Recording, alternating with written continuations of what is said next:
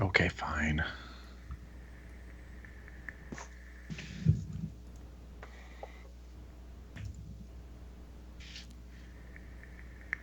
What is messaging me now? Oh, that was you, Matt. What? It didn't update my name? I might need to stop it and restart. Anyway, I don't care. We're going to go like this. Let's go like this. Just waiting for the video to go live so I can share it.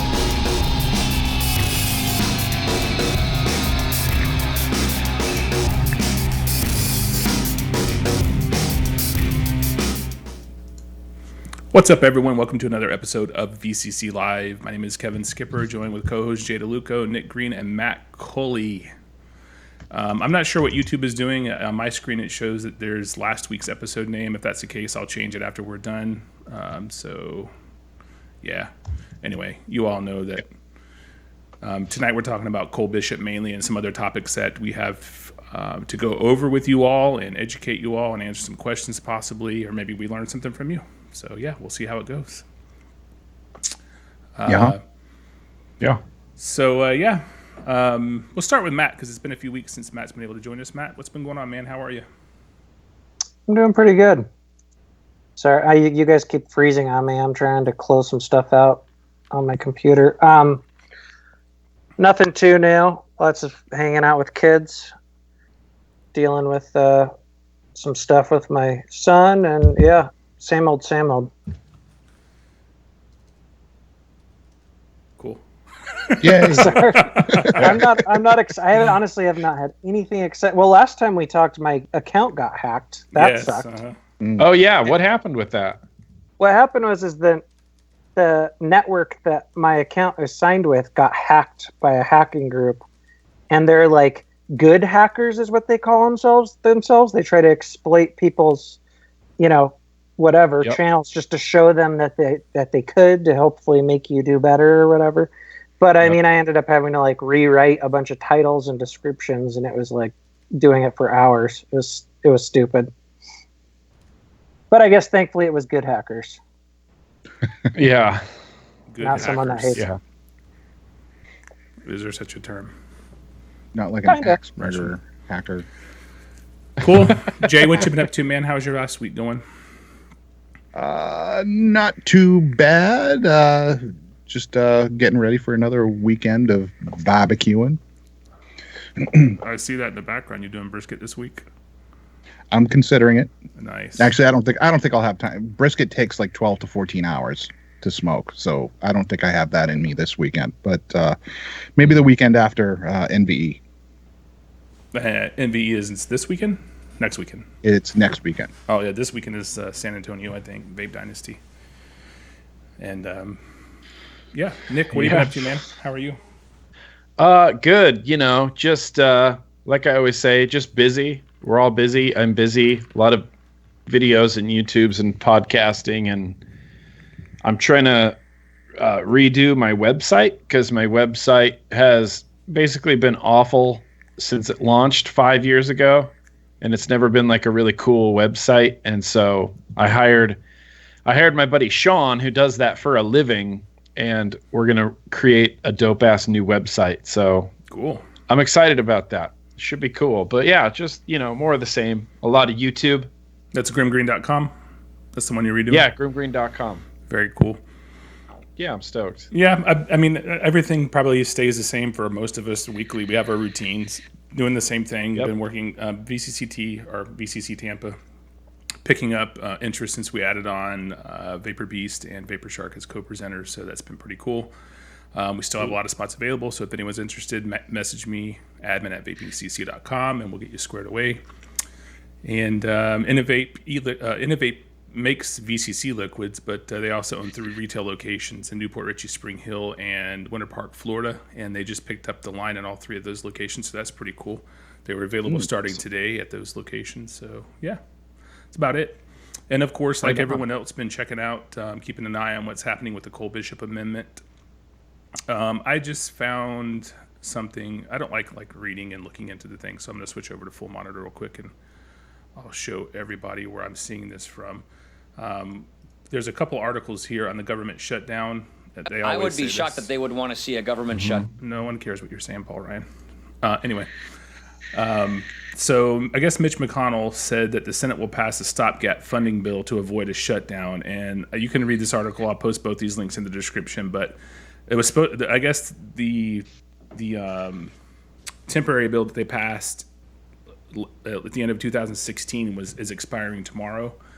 And everyone's been saying, call your representatives and have them, which is a good thing, support Cole Bishop Amendment, include the language to update the predicate date and stuff in this funding bill.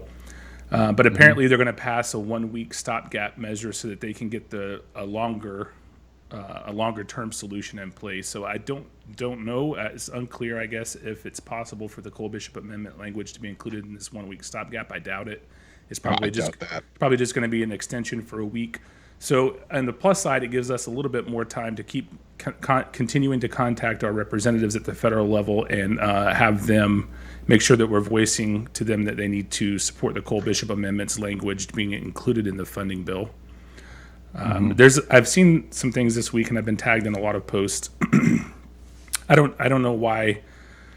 People are confusing HR 1136 with the Cole Bishop Amendment.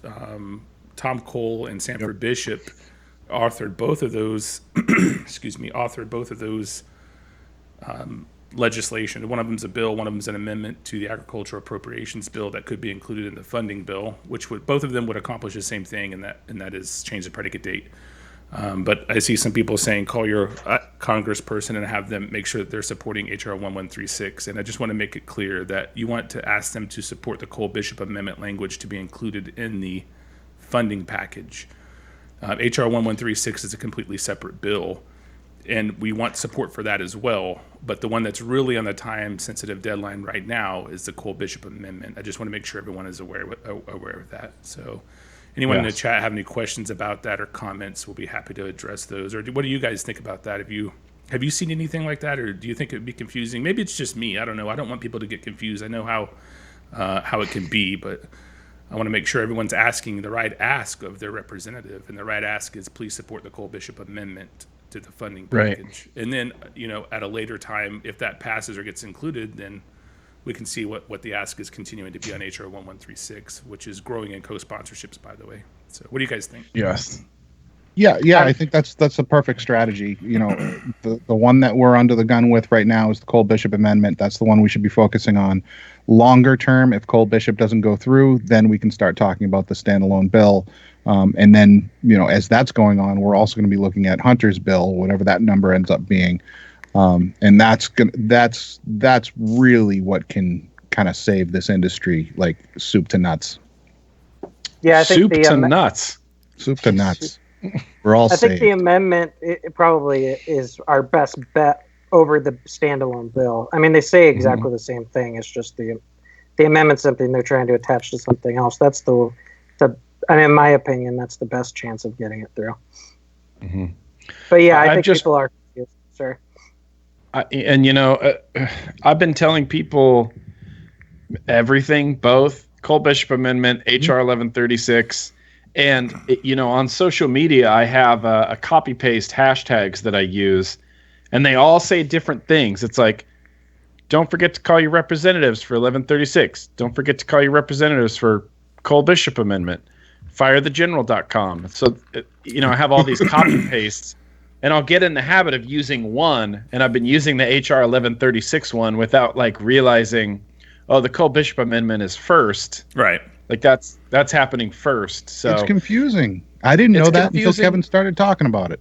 I think ultimately, though, if people are doing something, it's not going to hurt anybody to call for support for HR 1136 right now. Like it's not going to be the end of the world. So if you're doing something, then keep doing it. Like I don't want to dissuade anyone who's on a path and to try to get them to be like, no, we're doing this other thing now. It's just gonna, you know what I mean? It's gonna cause issues. I agree with you. I think sometimes the advocacy community is too focused on that, is this Hunter Yeah. bill going to ruin Cole Bishop? Like, I think the biggest thing is just educating your congressman. And so, Yeah. they're going to assume that you're for all of these pro-vaping bills. But yeah, I mean, right now, the best thing to do would be to talk about Cole Bishop first. Are people saying that about Hunter? That Yeah, would let's talk about that. Cole Bishop? Yeah, we'll talk about it in just a few minutes. I didn't put it in the title, but we'll talk about that as well. But so the priority of things right now, really, there are only two things that have a priority right now. It's Cole Bishop, which is on a time-sensitive deadline, and HR 1136. Those are the two things that are the talking points for right now, in my opinion. As you may or may not know, Representative Duncan Hunter from California is supposed to be introducing this week. I'm not sure if it actually dropped yet or not. Legislation to kind of, it'd be a complete defining thing for vaping in the United States. It sets standards for e-liquid and hardware, safety and manufacturing, and some of the provisions people are having issues with. But I think that it's the first federal legislation introduced for a long-term solution for vaping, distinctifying it from combustible tobacco and tobacco products in general in the United States. So that in and of itself is revolutionary. When to press on that and when should we start making the ask on that? Well, first of all, it needs to get filed first, and it needs to be assigned a number before we can do anything. So I don't want anyone to jump the gun. I did a live video on Facebook last week kind of explaining to people in plain terms, or as best I could put, what the bill said, because reading these bills can be kind of hard to break down and figure out and put into plain English. So that's what my intent of that was. I still wanted to make sure that people were aware, though, that Cole Bishop is priority, HR 1136 is second priority. But just keep in mind that Duncan Hunter has introduced this legislation. Read it a few times, educate yourself on it, and then when the time comes, we can maybe make a play with that. I don't think it's going to be something that's going to be immediate for sure.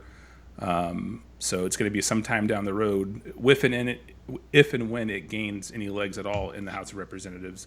I'm sure it will with the vaping committee. So anyway, that's just something to be aware of. And I don't know what you guys have been seeing on that this week. If you've read it, if you've read some news pieces on it, or seen any opinions on it. But what do you guys think about the Duncan Hunter legislation? I think I've read a few articles, and I've seen some people's worries, but I mean, it's miles ahead of what we have now. It's basically a repeal and replace. It puts vaping into its own category. And, there's some concern, well, what could this do with MacLeods, and what could this do with that and that? But I mean, that bill, in my opinion, is the best option we would get. Not saying it's going to pass. That's a long shot it would even pass. But I mean, right. I don't think we're getting any better than that bill, unless somehow, it's taken outside of legislation and somehow the FDA or the president does something that we're not aware of them being able to do. I don't know. Which is a pretty possibility. Mm-hmm. Jay, Nick, what do you guys think? Have you seen anything about it? I haven't. I don't know.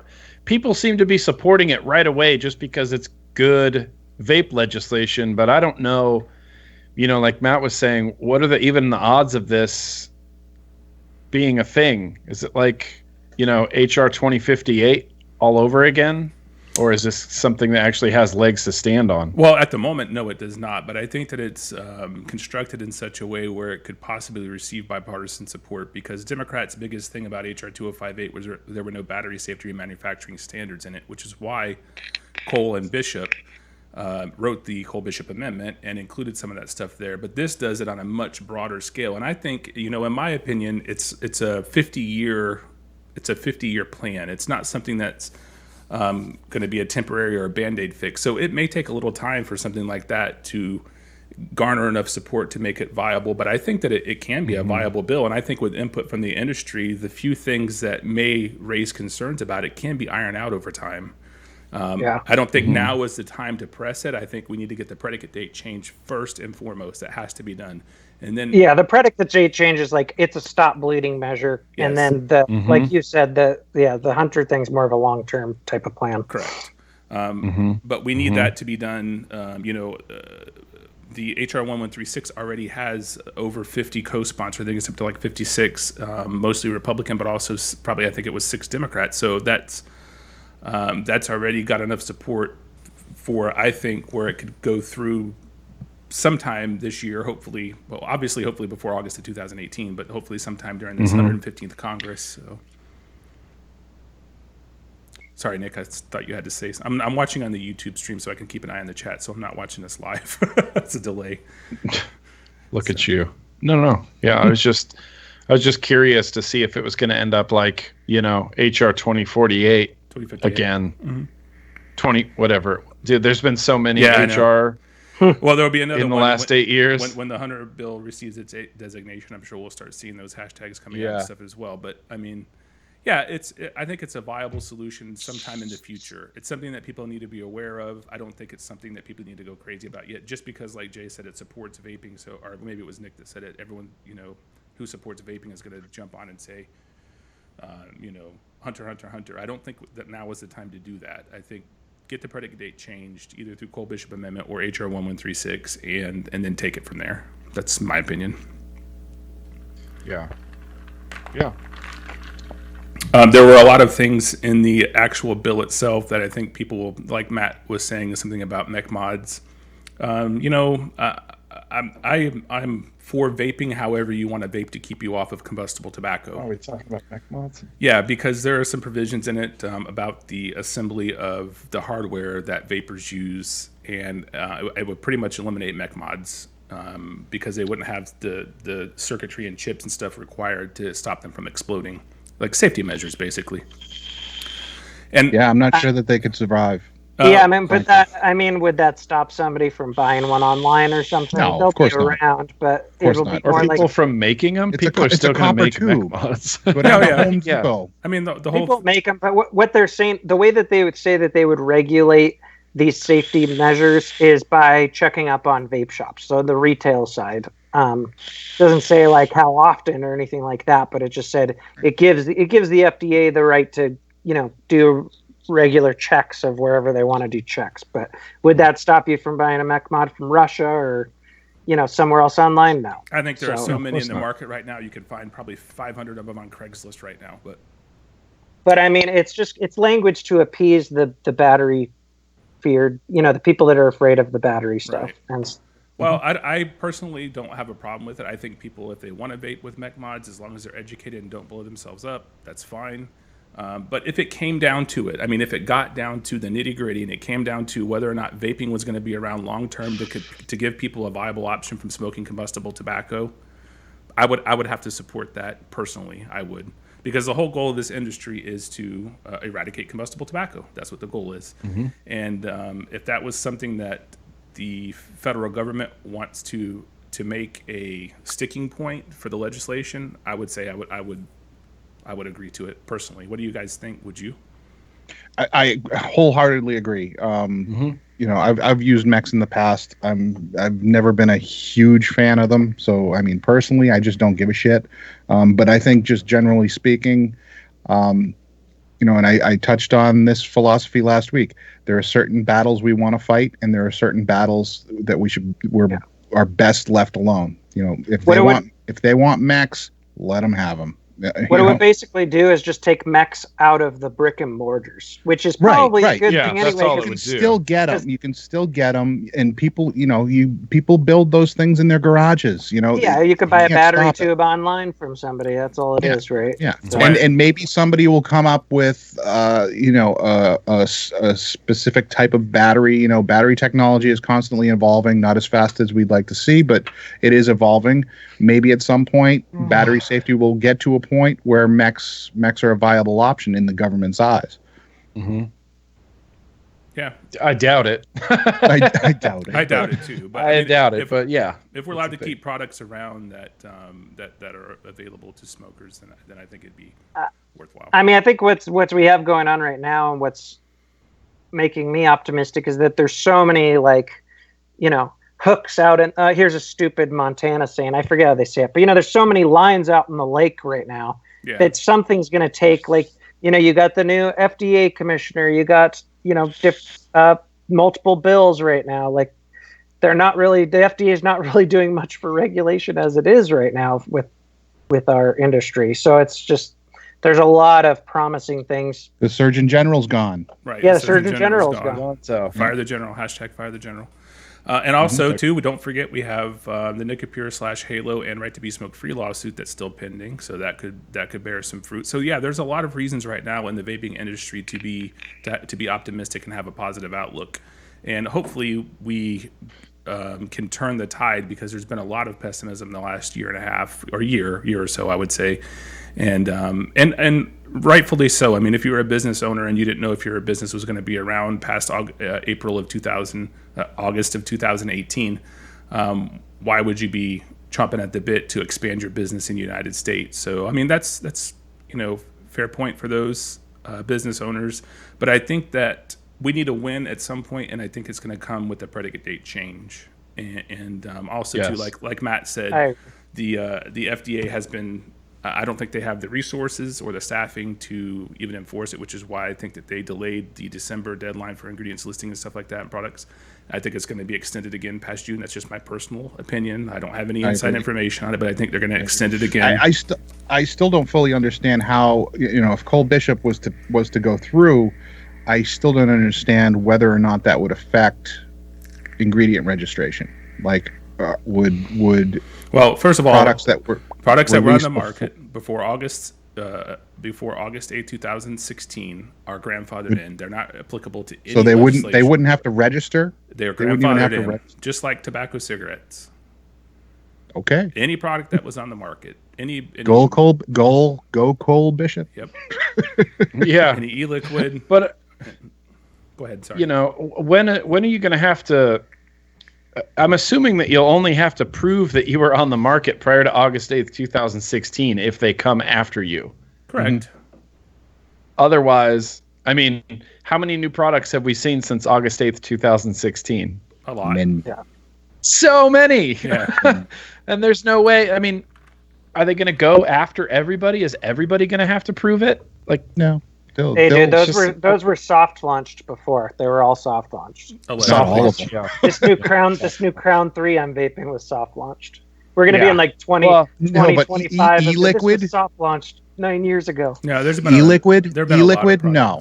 Yeah. There's so much e-liquid released still. Every other day I'm seeing a new line of e-liquid coming out. Yeah. There's no way all these were out before August 8th. There's a lot of people. Sorry, I was talking to I'm not going to say his name. I was talking to a vendor. He runs multiple liquid lines, and we were talking about that whole like pre-August 8th. What did you sneak in but under the wire? And he's like, dude, I have 9 juice lines waiting to go. Yeah. That were all pre-August 8th, just waiting to go. Right. You just 9 had juice lines. All you have to do is have one of your retailers stick your SKUs into their freaking computer, and boom. That's all you need to do. Yeah, I'm sure a lot of them it's like you can't, and it's not like you can't predate that shit either. Like, I mean, it's right. You could absolutely fake it, but you can absolutely squeak stuff in and still have it coming out. Yeah, Right. Well, it's kind of like cheating on your taxes. Like, it's not until you're under the magnifying glass and people start asking you questions under a heat lamp that you really start to fucking, I don't know, man. Yeah. Give me a glass of water. Matt? What I'm wondering too is like, and I think people have mentioned this before, but I've never really got a straight answer. If Gottlieb gets approved and he just decides this isn't going to be a priority, can he just make that clear? We're not going to go after it. It's just kind of like what the federal government did with weed in a lot of states. Like, we're not going to go after Colorado. Well, we were talking about it a little bit last week with Gottlieb's nomination process, but he was apparently involved with a company out of the Carolinas, and Cure something like that. Gave up his stake in ownership, but still was advising them. Anyway, I think he still owns some part of it that he would sell, but he said that he would recuse himself for a year and any vaping matters for a year from when he got out, which was May of 2016.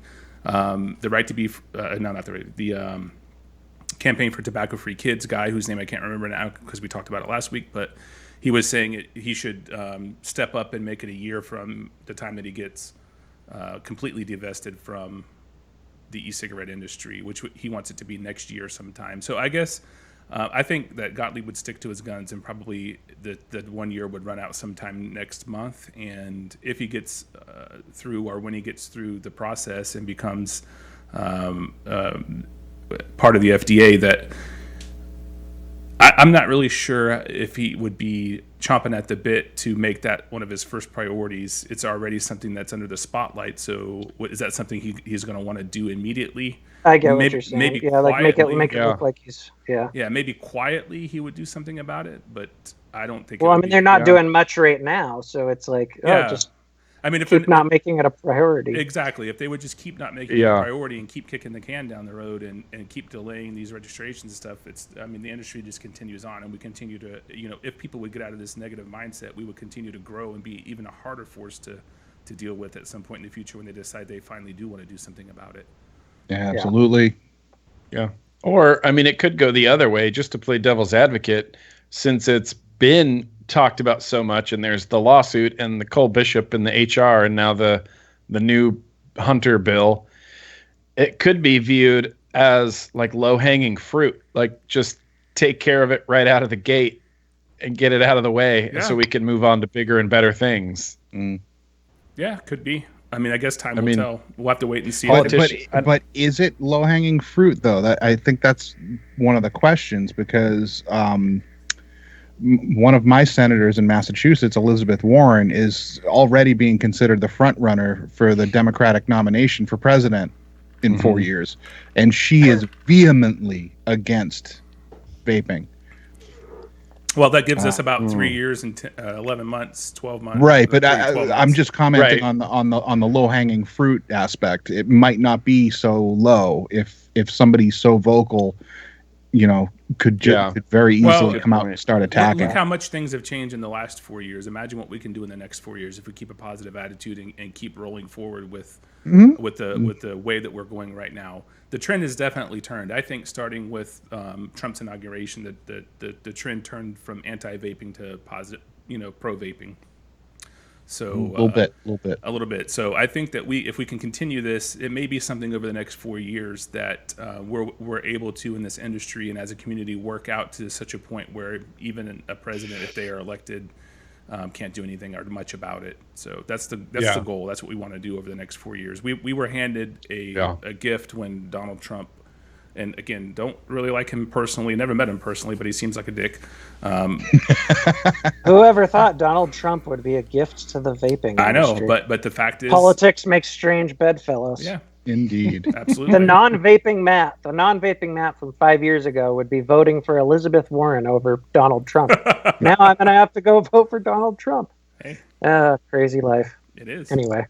It's amazing how things change, and who knows what will happen over the next 4 years. But if we remain positive and we get at least the predicate date changed immediately, and then we can work on some other federal legislation, whether it be Hunter or something else down the road, that's what we need to accomplish in the next 4 years, for sure. Yeah. Yes. All right. Affirmative. But I do agree. I think that if one win like the Cole Bishop would make people stop being so pessimistic. Yeah, I agree.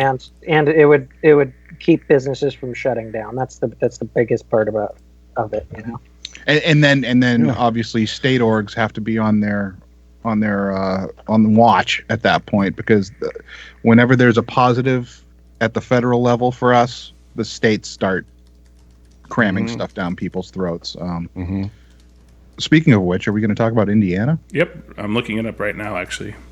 Nice. So we can show segue.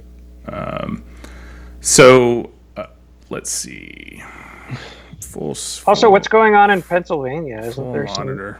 Let's do this real quick. I just happened to see this. I know that the bill to basically reverse the monopoly in Indiana was sent to the governor's office on the 21st, and I saw this come across in the news this evening at 6:05 p.m., so roughly 2 hours and 25 minutes ago.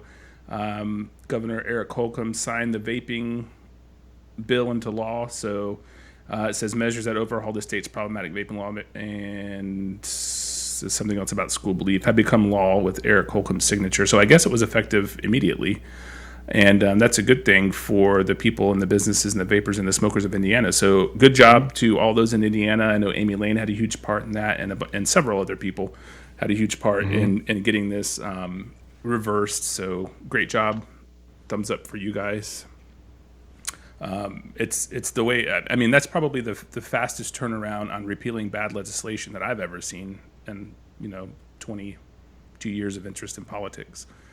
That's pretty crazy. For a politically unpopular industry, yes, absolutely, absolutely. But I've seen state legislatures in Massachusetts pass pay raises for themselves within 2 weeks.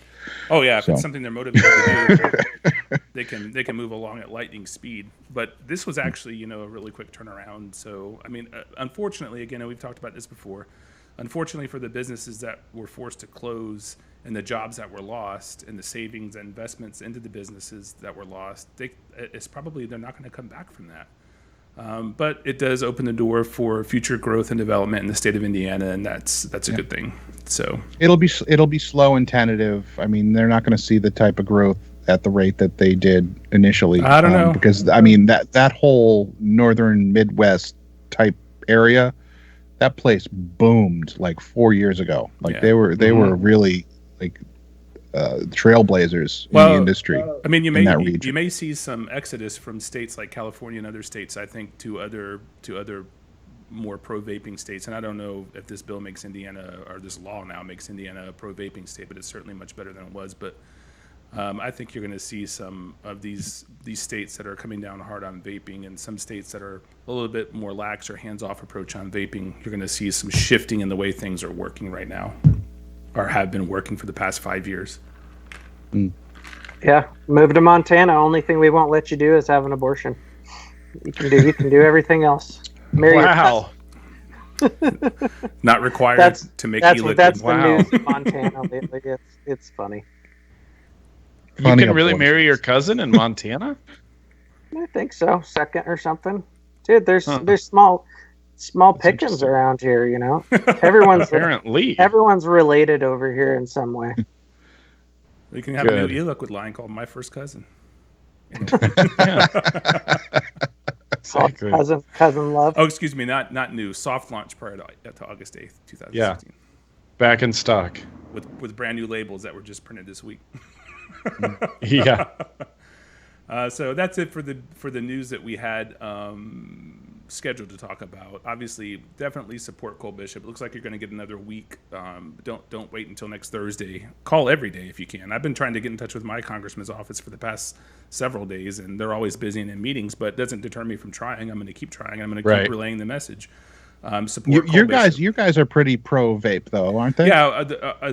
My personal representative here, my very own rep, in the district that I live in here in Florida is Gus Bilirakis, and I had a very quick meeting with him when I was in DC a few years ago, and got him on board to support HR 205. But not just me, but I'm sure other vapors in the district were contacting him as well. But they called to let me know. His office called to let me know about 4 or 5 months after I had met with him, and called several times that he was going to be supporting the Cole Bishop Amendment, which is why I'm not as adamant about calling. And I know he already is aware of the subject and is already supporting the amendment, and he also was a co-sponsor for HR 2058. So he's already shown his interest in a pro vaping stance, which is good. But if you're out there, unless you're we've talked about this before as well. If you're in a district that you're pretty much certain they're not going to, it probably wouldn't hurt to call and say, please support Cole Bishop. Yeah, but I mean, it doesn't hurt, but don't expect too much. But still call. Yeah, at the very least, you're applying a little bit of pressure. Yeah, and making them aware that voters in their district are. Yeah, and maybe they won't be as vocally against it, even if they don't vote for it. Maybe they won't be as vocally against it if they think it could be a detriment to their reelection. Right. But anyway. I'm not contacting Elizabeth Warren again. I'm sorry. Not doing it. Yeah, there's nobody in California that would show me a shred of humanity. I mean, all the politicians in California are staunchly anti-vaping. Yeah, our House reps are better, but the two senators we have are fucking terrible. Yeah, that's the fear. They both got up in front of Congress and basically said we were trying to kill children. That's going to be the tough thing with any of these vape bills, especially if they're standalone bills, is getting it through the Senate. I mean, the House should be a lot easier, but you're going to have to get some bipartisan support in the Senate. Maybe. I'm not sure how those rules work. I mean, the Republicans have a majority, so...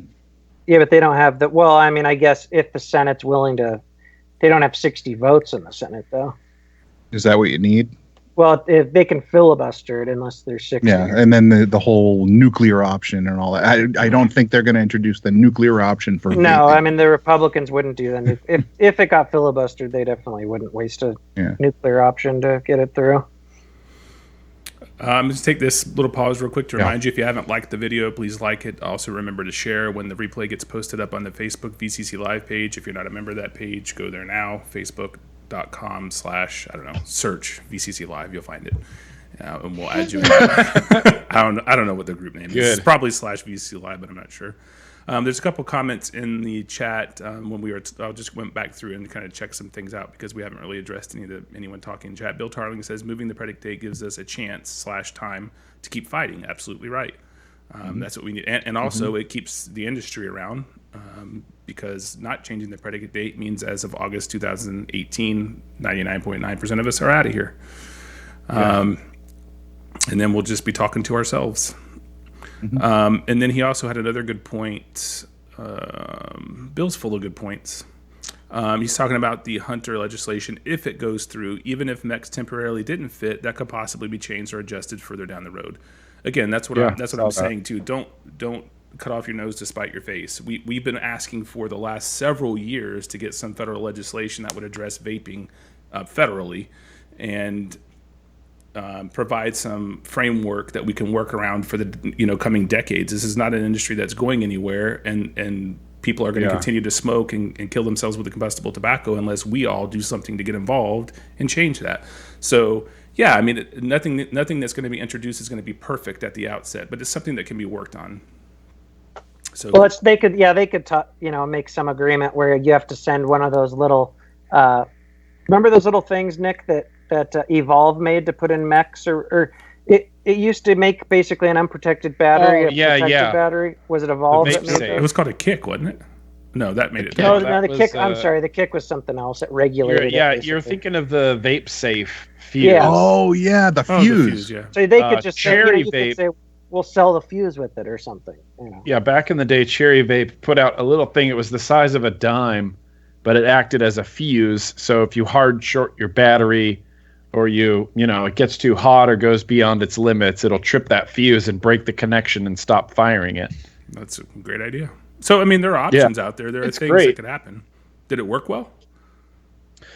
It worked fine. It had an internal resistance. So a lot of purists, I mean, myself included, I'm just as guilty, noticed a pretty severe voltage drop with it.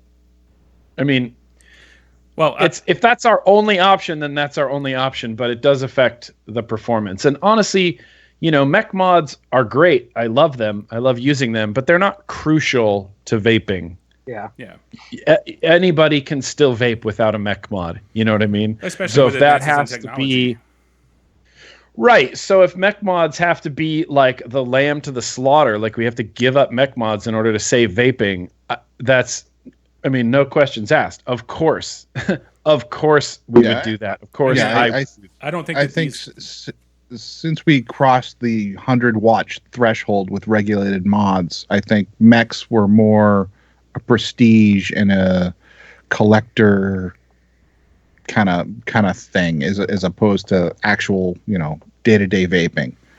I just like mechs because they're simple. I like the idea of just a tube. Yeah. Well, they're vapocalypse proof. They don't go bad. They don't go bad. Yeah. I think a bigger worry people have had about any kind of battery regulation, or whether it be with Cole Bishop or with this new Hunter bill also, is just what if they say you can't use high amp batteries or things of that nature, but mods can't be made to go up to a certain wattage, but I don't see that happening. Well, no, but I think that brings up a good point. no matter what, if all the quote unquote vaping legislation passes this year, that doesn't mean our work is done and we can just sit back. You're still going to fight regulations and legislation that could try to restrict us in certain ways. Yeah. But, first we have to get our freaking foot in the door. That's the major thing. First of all, it would be a change to the legislation if they allowed something like that for mech mods with a fuse. I don't think it's something that would be. It would not pass the current language of the proposed Hunter legislation. But again, it's something like Bill said. It could be adjusted or worked on or changed further down the line. Which is it would be up to, if Hunter did pass, it would be up to the International Electrotechnical Commission. Yeah, that's the organization that would be in charge of battery safety. And another thing that's good though that I liked particularly about the proposed Hunter legislation was the preemption of states from enacting certain legislation about vaping. It preempts it to the federal level, which I thought is absolutely needed because we're killing ourselves in all these states trying to put out brush fires. Constantly. I didn't even catch that. Yeah, absolutely. I didn't even catch that. That might make it harder to pass though.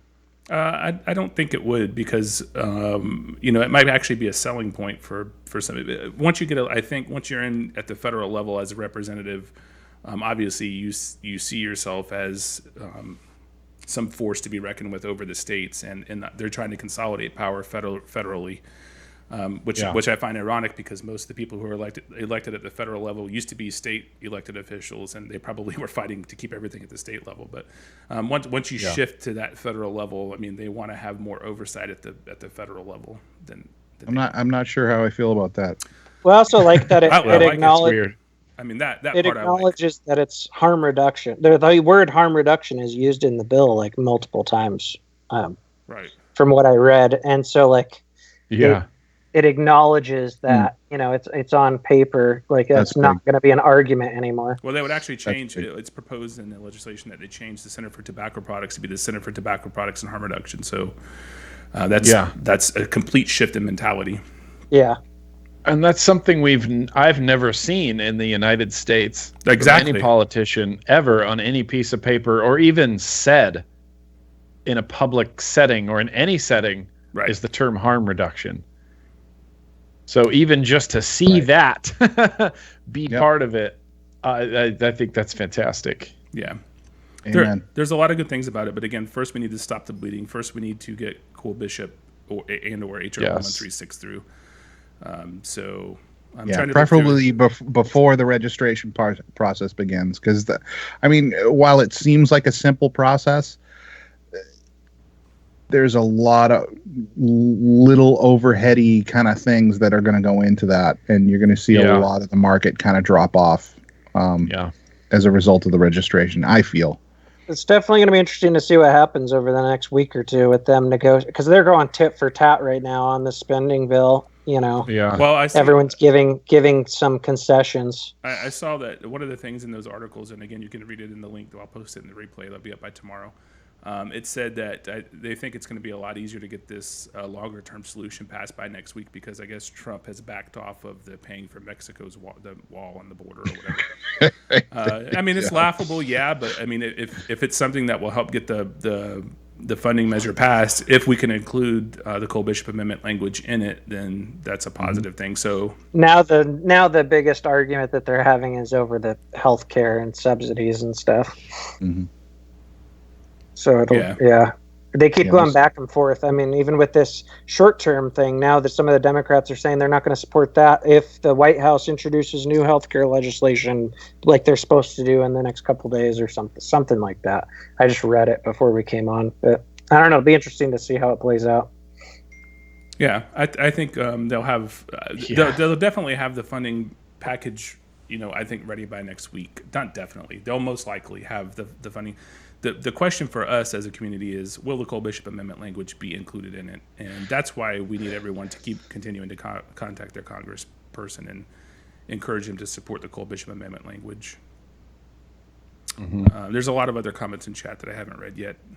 I don't know if anyone's been keeping track of them, but I'm going to have a look through real quick and see if anyone had any questions or good comments.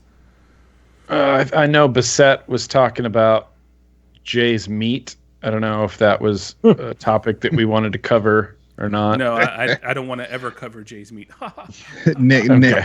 Nick Bissett has never had my meat. It sounds like Yeah. he's jealous. So probably. It's not firm. It's definitely not firm. Well, it should be It's tender. soft. Well, I'm getting Tender. old, you know. Oh, Vaping Biker's here, man. I didn't even see you. I want to say what up, Dean. What up? It says, is the American legislation going to ban purchasing from abroad as well? That's from Vaping Biker. For consumers, no. The American legislation, everything I think at this point is mainly focused on manufacturers and retail, pretty much. Yeah. So Now, could there be some sketchiness going through customs? Yeah, but they're not going to catch everything. right. Yeah, and that's not I gonna... mean, if you order stuff from China, they usually put like pipe fitting parts or something anyway. So Because that's usually what they are. I know they don't put like mod. They put like flashlight tube. Seriously. Yeah. Miss you, Dean. Love that guy. Oh, Nick says I brought him wings to Tony's once. Yeah, but you know what? Chicken wings are basically a vegetable. Yeah. Like with same as pizza. Mhm. Is it pizza a vegetable? Bill Tarling says, I like plus state level politicians can say, quote unquote, it's out of our hands. So no risk to looking bad if it's unpopular affects them. Yeah, that's true. I mean, if you get some preemption at the federal level, I think it takes the pressure off of state elected officials to feel like they have to do something. They can just say, oh, well, Yeah. the federal government's already delineated what we're supposed to do with vaping, so we're not going to touch it. I don't think, and I can't remember verbatim what I read from the proposed Hunter legislation, if it said that, I think it was like manufacturing and different things. I don't think I saw anything about taxation, so that would probably be a fight that we would have to contend with still at the state level. But it would make it much easier for us to say, look, the federal government is already saying that this is a harm reduction product now. Where's the sin? Where's the sin tax? Yeah. So I think that would just bolster our argument. Mm-hmm. No, absolutely. Because as soon as we're designated as a harm reduction product, you cannot politically tax us at the same rate as you're taxing an elevated harm product. Right. Yeah. Right. Right. Cool. All right. Well, anything that Yeah. you guys know that's going on that you want to talk about? Anything coming up? Anyone in chat have any questions? No. Besides about Jay's meat? Ha ha. Ha ha. No? Okay. I don't see Wasn't anything. there? Well, sorry. No, I'll tell you. I'll talk to you guys off video because I'm not sure about it. Ooh. Whoa. Sounds juicy. VCC Live. Secret stuff. After hours. I will not be recording, I promise. Yeah. There's no tobacco tax on nicotine gum. That's what Tony says. Yeah, there's Yeah. no tobacco tax on it, no, but they had to be registered as a medical device and go through millions of dollars worth of testing and stuff. So it's Yeah. completely different. Being a pharmaceutical product would be 1,000 times worse than being a tobacco product. Yeah. Yes. Unless they kill the industry completely. and then it's about the same. And then it's about the same. Vaping Biker says, my reason for the purchasing abroad question is because USA manufacturers can still make stuff to sell abroad and then people can buy back to the States. No. I mean, there would be that's the loopholes, thing. absolutely, where you could work around things. But I think for the long-term solution, we want to make sure that we do this the right way the first time and not have to come back and fix it 10 or 15 years down the road. So, like I said, first stop the bleeding, get Cole Bishop or HR 1136, or possibly the lawsuit if it comes out in our favor. But we want to make long-term plans here, not continually do band-aids and pass it on to the next generation to have to fix, basically. And if USA manufacturers were selling to off-continent companies who were then shipping it back to mass, do you think your products will get cheaper or more expensive? Oh yeah, a lot. Right. Yep. By about threefold when you factor in shipping. Everybody's going to have their hand in that cookie jar. Mm-hmm. Bill says, in Canada, a 7-year-old can legally walk in and buy Nick gum. Farmer sales are protected. Interesting. I did not know that. Really? Actually, in most of the country here, they don't police the 18 plus thing for nicotine gum or patches or anything. Huh. Even though the gums are, the gums come out in orange and cherry and I hated mint. I hated nicotine gum. I hated it. It was like peppery and burning my mouth and shit. I just didn't like it. It didn't work for me. You wouldn't like snus then. Yeah, probably not. You might like snooze. I like the act of the. I think it's like something psychological. It's definitely something psychological at this point. I'm just so used to it. The act of vaping. The hand to mouth and smoking when I smoked. I mean, half the time when I smoked, it was because I missed it. I don't know how to describe it, but I'm sure you guys understand as well. But the same thing with vaping. I understand that. Mm-hmm. It's the same thing. Whenever I fly somewhere and I don't vape for 8 or 9 hours at a time, and I'm using snus, I feel satisfied. Like I feel fine, but I still crave the vape. Like I still crave that. Yeah, the hand to mouth thing. Yeah. Little kick in the back of the throat.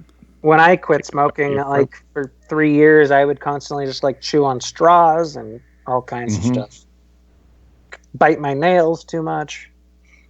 The one time I ever quit smoking, like over the 15 years that I did smoke, the only thing that was effective was Chantix. And the first time I took it, it was okay. I mean, it was a little weird, but it was okay. And I stopped smoking for 3 months. But then I went back to smoking and tried Chantix again. And that's the second time, for some reason, I was having like all kinds of crazy nightmares and weird dreams and shit. And I was a complete asshole. So yeah, that did not work for me either. That's one of the side effects of Chantix, isn't it? Turns you into an asshole. Yep. This worked. Or you me. shoot That's yourself. why I didn't look back. Yeah. Yeah. No, I didn't have suicidal tendencies, which was a band, by the way. Did you guys know that? Back when I was in like 7th or 8th grade? I saw them live. Yeah. They opened for Metallica on the Injustice for All tour. I was there. Yeah, I remember him. I think I was a little too young for that one. The old bass player of Suicidal Tendencies is now the bass player of Metallica. Oh, really? Robert Trujillo. I saw that he was like a former Ozzy bass player. I didn't know he was a Suicidal Tendencies bass player too. He played with Ozzy. He played with Suicidal Tendencies, and he played with Infectious Grooves. If anybody remembers Infectious Grooves. He played with them too, I believe. You know what? Speaking of people who dealt with Ozzy, I actually met Jakey Lee once. Oh, did you really? I did. Yeah, I met Zach Wilde once. I never met Zach Wilde. I used to do PR for a big club in Massachusetts on the South Shore. And I used to meet all sorts of bands that used to come through. I met Jakey Lee when he was with Badlands, like one of the cheesy 80s metal bands. Yeah. Well, Randy, the guy's about this tall. The guy's like 5 feet tall, but he's cool fucking shit. Real cool shit. Yeah. Randy Rhoads, the former guitarist for Ozzy Osbourne, he actually died in a plane crash about 30 minutes from where I grew up in Leesburg, Florida. He was actually the guitarist for Quiet Riot first. Oh, wow. Yeah, he was. So we all have 6 degrees of separation from Ozzy Osbourne. Yeah. Matt, tell us your Ozzy story. Well, I grew up in Seattle, and like the grunge scene hated that scene. So it was like, oh, no doubt. They made fun of it on the radio stations, everything, like the hair bands and stuff. Metallica was like the only crossover, like it would kind of fit into both sides. Well, yeah, Metallica is like Metallica to the new generation is like Led Zeppelin to my generation. Yeah, it absolutely is. They're just kind of untouchable. Like they are what they are, and you can go back to all these cool records. And I haven't liked anything since Injustice for All, though, from Metallica. What? Jay, listen to the new Metallica album. I don't want to. It's lame. It's so good. Hardwired? Dude, it's so good. This is the entertainment portion of the show, by the way, ladies and gentlemen. It will make you love Metallica. Seriously, anybody watching, just go listen to the new Metallica album. It's amazing. All right, it's so good. Is it actually available on like Google Play Music? It's on Spotify. I know that. All right, then it's what is it? Metallica Hardwired. Oh, it's called Hardwired. Hardwired. That's original. Hardwired. Oh, real original Metallica. I listened to one of the first song that was on YouTube. I thought it was pretty good. Dude, I like old Metallica better. Kills. Like everything from the Black Album prior, I like much better than I think anything they've done since. Like Master of Puppets. Yeah, I like everything that Metallica. I don't like Saint Anger. That's the only album I can't listen to. That's an album? I didn't know that Saint Anger? Yeah, it's the worst. I completely, seriously, after Injustice for All, I like completely stopped listening. Just You didn't even listen to the Black album? How did you not a listen? little to bit, but that everybody was listened to was, I think, was the transition period for me. Like, I liked a couple of songs on it, and I was just like, meh. You know, I'm gonna start listening to other kind of crap now. Lando says, went from vaping to metal music. LOL. You never know what's going to happen on here, Lando. I'm telling you, give the new Metallica a shot. You won't be disappointed. Oh, you know who's really good though is fucking Metallica. Nickelback, huh? Nickelback is fucking amazing. I love Nickelback. That wasn't sarcastic either. I really like Nickelback. Oh yeah, totally. That doesn't shock me. MacLeod Vape says sell Outica after Justice. Ooh, he thinks sellouts after Justice. Yeah, I don't care. They're amazing. Oh, I guess I'm fired for liking Nickelback. Yeah. I actually do like one or two songs from Nickelback. I actually really like, but they're so like. They are so overproduced, like just Mickey Mouse bullshit. I don't know. It's bubblegum rock. I've seen them live a few times, and they were like at Rockfest or something here in Tampa. I'm sure they're really tight. Good. They're really good. I'm sure they're really tight. I mean, when I was in high school, the joke was, "You know how I know you're gay?" And then they say, "What?" Say, "Because you like Nickelback." Right. Nickelback. I mean, that was the joke. Mm-hmm. Sorry, no, I'm not. I still like Kevin. It's all right. You're old. You have an excuse. We're the same age. Yeah, you're old too. You should be listening to Metallica. No, my favorite bands back in the day were Megadeth, Metallica, Tesla. Tesla was great. Tesla's awesome. Weren't they awesome, man? Saw them live in the twin guitar Tesla players was a rock there. and roll band. They were amazing. Great band. Saw them live. Send you a Facebook message, Jay. I have to send you a Facebook message, Jay, of some new bands I've been listening to that I think you might be really into. Really? Yeah. I also love my two favorite bands of all time are Faith No More and King's X. Yeah. King's X. Yep. Good band. But I like Faith No More. King's X is the most underrated band that has ever existed. Ever. That is a rock musician's band, King's X. Yes. Like you go to a King's X show, they're always in small venues, and it's all freaking kick-ass rock musicians in the audience. Yeah, it's all musicians. What about Velvet Revolver? They're a musicians I thought they were band. a pretty good underrated band. Velvet Revolver. Who's that? Velvet Revolver. Oh yeah, they're dope. Yeah. Well, their one album is really good. Yeah. They were a mash of like great rock artists. Yep. Yeah. Anyway, we've come to the end of our hour. Just like we Yankee keep talking about metal probably and Damn Yankees. Damn Yankees. Damn Yankees was awesome. Yep. Can you take me high? They had like 20 singles off an album with 10 songs.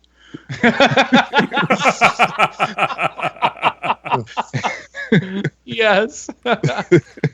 You know what, Jay? It just popped in my mind. The picture of you that we posted like a year ago when you were not with us, or you didn't have you had audio only and no visual. You posted a picture of your driver's license with the long hair. It just popped in my head who you remind me of. The guy from Extreme. Nuno Betancourt. Yes. Yeah. Gary Sharon. I used to get that along. When you had long hair? Nuno Betancourt, the guitar player. Yeah. That's pretty crazy. He was an amazing guitar player. I actually date he lives or he grew up 2 towns over from me. I actually dated his niece for 2 years in high school. Oh, really? Yeah. Oh, small world. Look how 1 degree of separation from Extreme. Jay DeLuco and Nuno Betancourt. Who would have thought? I'm going to listen to some Extreme tonight. That third Extreme album was so they good. kicked ass, man. The first 3 albums were phenomenal, man. Look at Matt. Nuno Betancourt was one of the best guitar players of that era. I think I'm going to edit this video, and for the last 10 minutes, I'm going to put bored AF over Matt's head.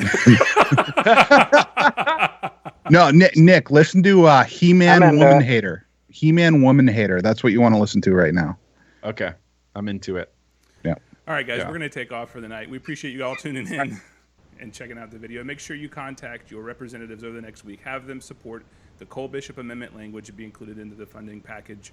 And then before or after that, concurrently, same time, whatever, support HR 1136. And if you think of anything you want us to talk about next week, any topics in the entertainment portion, which is usually the last 10 minutes when we run out of news, who your favorite bands are. This is the thing going around on Facebook the last couple of days, by the way. I've been to these 10 concerts. One of them's a lie. I haven't done that yet, but who knows? Maybe I'll get bored enough to do it. But Anyway, remember to hit the like button down there. Share the replay video link when it's up on YouTube and in the Facebook group. And we appreciate you guys tuning out.